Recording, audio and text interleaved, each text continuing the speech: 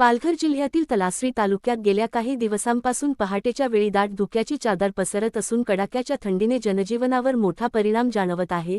सकाळी सकाळी दृश्यता अत्यंत कमी होत असल्याने दुचाकी, चारचाकी, ट्रक व इतर वाहन चालकांना वाहन चालविताना मोठ्या अडचणींना सामोरे जावे लागत आहे।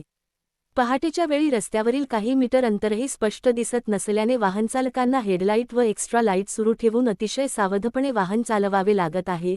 लाईट सुरू असूनही समोरचे दृश्य धुसरच असल्याने अपघाताचा धोका वाढला आहे। विशेषतः राष्ट्रीय व राज्य महामार्ग, ग्रामीण रस्ते तसेच शाळा, महाविद्यालयांकडे जाणारे मार्ग अधिक धोकादायक ठरत आहेत। कडाक्याच्या थंडीचा फटका दैनंदिन जीवनालाही बसत आहे।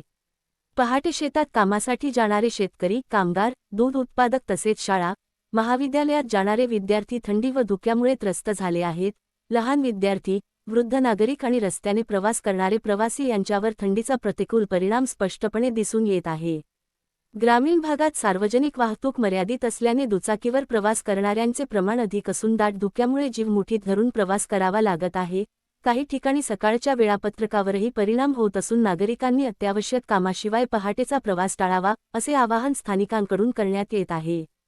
तलासरी तालुक्यात थंडी आणि धुक्याचा हा वाढता प्रकोप लक्षात घेता वाहनचालकांनी वेग मर्यादित ठेवणे, लाईटचा योग्य वापर करणे आणि प्रशासनाने धोकादायक ठिकाणी सूचना फलक लावावेत, अशी मागणी नागरिकांतून होत आहे।